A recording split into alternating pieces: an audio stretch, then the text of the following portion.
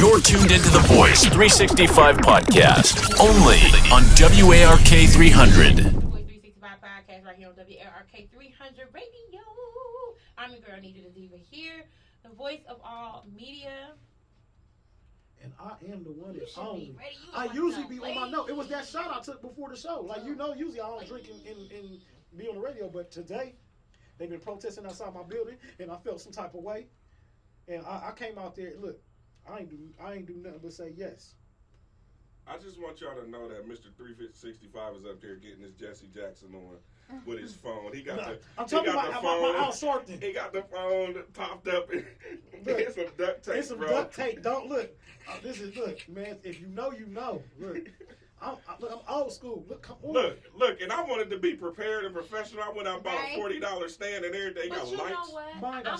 I'm gonna do that because I was looking on Amazon and I was like, you know what? I need to buy the the phone stands that you just sit your phone so when guests come in, so you guys don't have issues. But I'm gonna order it this week and get it so it'll be ready for the next show.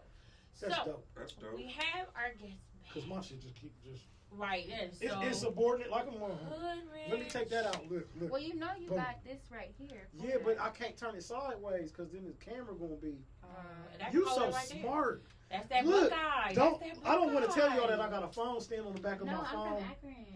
I don't want to tell y'all that. Are you from Ohio too? Yeah. Okay. I like feel your it. shirt. Don't you feel the energy? I can't say what it says on air. F off. F off. Oh, we can say this ain't. Well, he's a pastor, so it would be looking bad if the pastor. I'm on my.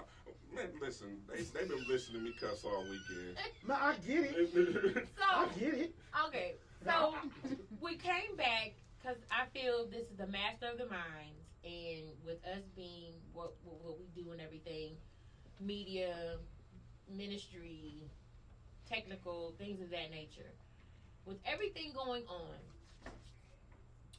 what do you think we can come together with to move forward? What would be the idea of what to do next so we don't have to go through any of this again, or something or another George Floyd or Breonna happens again? Where can we start? You want me to go first? Mm-hmm. I can't say that my answer is going to be the answer to the actual solution, but I think it starts with perspective. We talked about perspective today, how to develop, how to enhance just your perspective, because people feel like their way is the right way, and I feel like there's no wrong or right way, but I think we just need to work on like figuring out how to first hear out other people. Yeah, I think it starts there, just being more open and having conversations like this. That's my story. I think for me, it's not just having conversations like that. That's part of it. But also having conversations like this on a consistent basis. I think that we're fruitless in our endeavors so oftentimes in these types of situations because we only talk about it when it happens. And we don't keep the legwork going once it dies down. We got a bad habit, especially in the black community, of only being outraged for a certain amount of time, and then first 48. We go back like Homer Simpson back in the bushes, right. Then after the dust settles and the outrage is done, and we're not talking about it, we right back to tearing one another down. And so, having a conversation consistently about unity in the black community is almost impossible because we sometimes can be our own worst enemy, outside of these situations. So, if we keep the conversation consistent, keep it going, continue to talk about these things, people be proactive, just even in their communities, paying attention to the elections, all that kind of stuff, showing up at community meetings, getting in the face of your city council, all that kind of stuff, then we could probably see some real change. But if we only get engaged when tragedy hits us or when the media tells us to be outraged, then we're never going to get any results. Because that's the thing, and that was the thing where I was getting a lot of backlash from, because it was like, I would say that, I'm like, come on, okay, we protest and we're doing this, and we need to hold ourselves accountable as well. And then it's like nobody wants to do it. Mm-hmm. Nobody wants to. Everybody, oh well, no, that's not the point. You're sellout and all this other stuff. And I'm like, how? I'm like, do people not see you telling us to be woke and you still like knocked out? Right. You know what I'm saying? A coma. So it's like, what? I just want it to be like, where can we guide people? Because honestly, I don't think people really knew that we had to vote in the minor elections until Trump got in office. That's when people figured out, oh, we need Democrats in the Senate and Congress. Mm-hmm. Because we got comfortable with Obama, thinking that Obama was going to be it. Yeah, but I can't even say that people didn't know. We're not as ignorant as we portray ourselves to be or allow ourselves to be. Not if they ain't after the police. People knew that. You know, we've been talking about the importance of local elections, state level elections, you know, the Congress, Senate, all that kind of stuff for years, even before Obama got into office. I mean, this was the very catalyst of, you know, thwarting the power of George Bush. Yeah, is that we started talking about the importance of these other elections and stuff like that. And so it's not that we're ignorant to the information, we just behave ignorantly. Okay. Behave ignorantly. Love it. Like, they saying on here, like, Martin Luther King Jr. talked and marched and nothing got accomplished. Actions speak louder than words. And I feel that. But that's what I'm saying. It's just like, but the actions gotta be targeted at the right people. If you're not targeting the right people, then it looks stupid to me. I don't get nothing to me. Like, now let me say this real quick, and to speak to that point that Martin Luther King marched and nothing got accomplished. I think that's an unfair assessment, especially for somebody living in 2020. You weren't there in the 50s and 60s when this stuff was happening, and the fact that you can even make that kind of statement just goes to show that marching and protesting and what they did work. Because had it not been for that, you wouldn't have social media to be able to put your fingers on and type such reckless statements. facts. So, and I hate when people do that. It's like, you can't negate the struggles of the people of the past and equate it to the struggles that we're facing now. Because had they not gone through and endured the things that they did, you wouldn't have half the luxuries that you have in living. Facts. And we might not be where we want to be, and we might not think that the progress that's made is what it should be, but we're somewhere. And we definitely ain't there.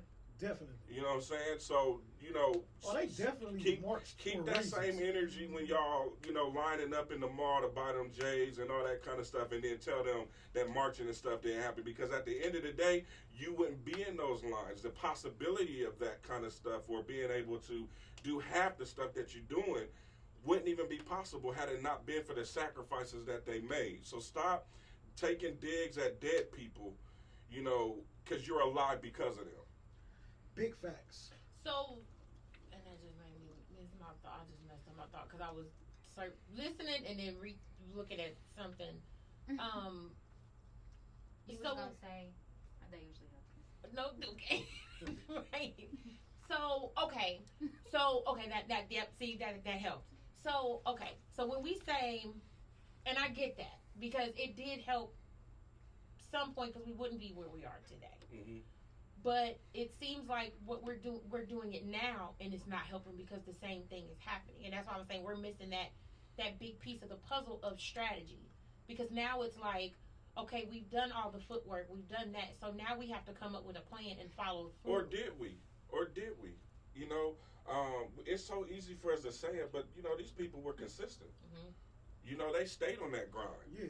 They were. This was not momentary. That was my These question. were not momentary movements that they were. You know, they weren't just marching when tragedy was striking. They weren't just. Oh yeah, they did. That's right. You know, they were willing. If they called a boycott and back then, they did it. Yeah. Right. Now let's have this conversation again on July 7th. And that's the thing. It's or let's have this conversation again at the beginning of the football season. Let's see. You see how long that lasted. Oh yeah. And that's the thing. It's like it's just like we're not consistent as our ancestors were anymore. So it's like, what do we need to do to get us back to that?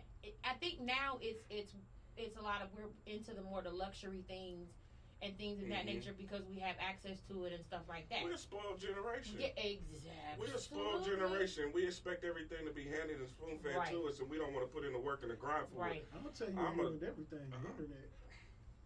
Yeah. I'm not spoiled. I don't believe that. I think that it's a sense of just knowing that, like, sometimes you don't have to have a whole crowd to start something new. Yeah, for sure. For sure. I say this all the time, like, because I'm not, I just can't. I ain't knocking nobody for what they doing. You know what I'm saying? But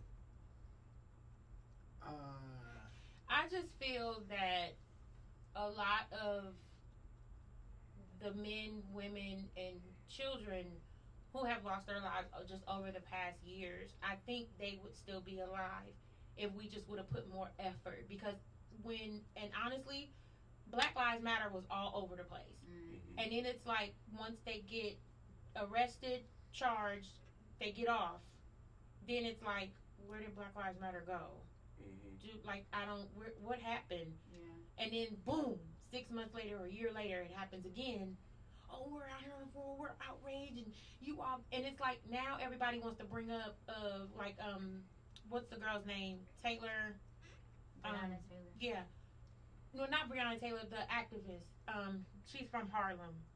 I'm so bad with it, and I need to fix that. But she was stating in a speech in Minnesota, and she was stating that, we learned violence from the white people. They looted the Native Americans. Okay, we get that. We can go far back into history, all that we want. That's fine. We get that. But what are we going to do now?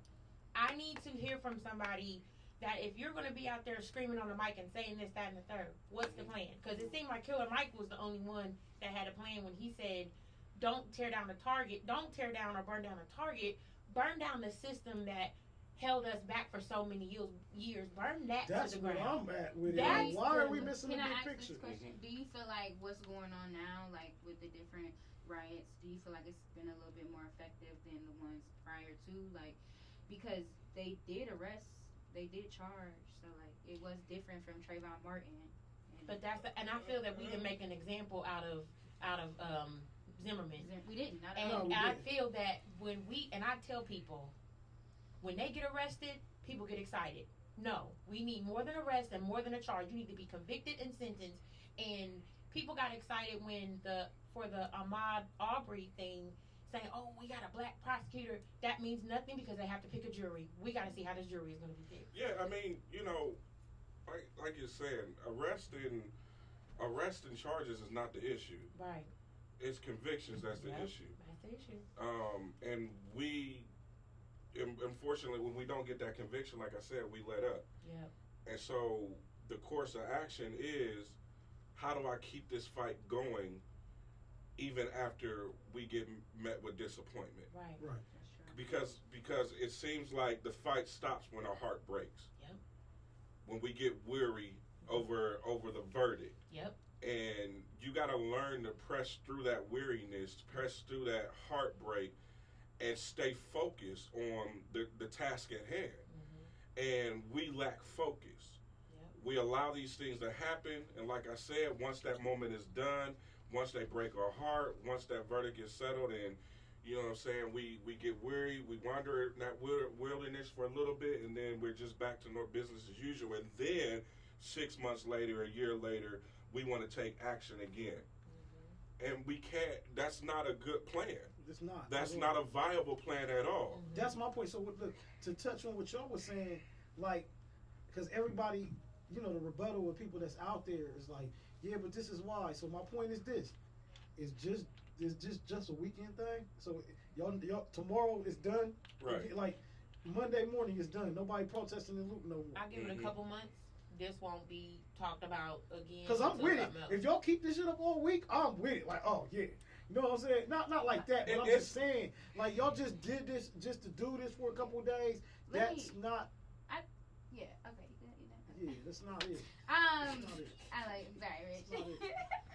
I think for me, I don't know if you guys, this kind of going left a little bit, but if y'all watch the Filthy Rich documentary on Netflix.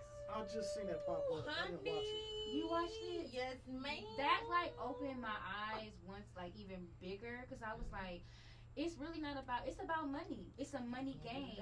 And so it kind of makes it seem like, will we ever get anywhere? Because he was able to do all of that, go to jail, but still be not in, like, if y'all don't know the story, it's from Jeffrey Epstein. He was kind of similar to the Harvey Weinstein situation where Trump. he was really like sleeping with 12-year-old girls, soliciting prostitution. But how he was able to he was able to go all the way up to the U.S. attorney. Yep. Like, that made me feel like, okay, so just with this situation we got going right now, it's like they can get convicted, but are we gonna? How do we override a system? Yeah. I'm not even gonna lie. I was watching it and I'm like, he was a nice looking guy. Oh, girl, he bugging. Oh, hell no. He was a nice. Can I say that? Yeah. No. And I felt so bad, and I was like, okay, I know what he did was wrong, but I mean that's no different than people still listening to R. R. Kelly a nice looking guy? Exactly. But his situation was these girls was 12 years old. 12, 14, and R. same as Kelly wasn't like R. Kelly was like, I can get you a record. Nope. He was saying It's the same $200 thing. bring me more girls. It was the same thing. They were both underage. Now they doing it for 40. Oh, Jesus. $40. Oh my God. So y'all are wild. I'm done. I'm out. Bye. It's the Voice365 podcast. So I really want to thank my guests, and I really want to continue, and we all follow each other and continue this discussion and continue having it and see what we can do. Come together, be the master of the minds to make a change in this world, and because 2020 has been boo-boo. Off the hook. Boo-boo. And it's only the 5th month going on into the 6th month. So, let everybody know again your social media, where they can follow you, what you got going on next, and things like that. Ladies first. Taylor? Oh, okay, hi. Yeah, my name is Taylor. You guys can follow me everywhere at YoWhatsGoodTay. Subscribe to my YouTube channel. Yay! And then you can also follow my mental health page at Quiet Thoughts on the Canvas. Again, we have a Drake themed yoga class happening this upcoming Saturday at noon on Quiet Thoughts on the Canvas. And then everything else, I feel like it's on hold because of COVID-19, so just follow me. You know, I thought about doing yoga at one point, and then I tied my shoes, and I was like, yeah, this will never work. This will never work. So I got to think of something else. I think about something. I got to lose the weight first before I start stretching.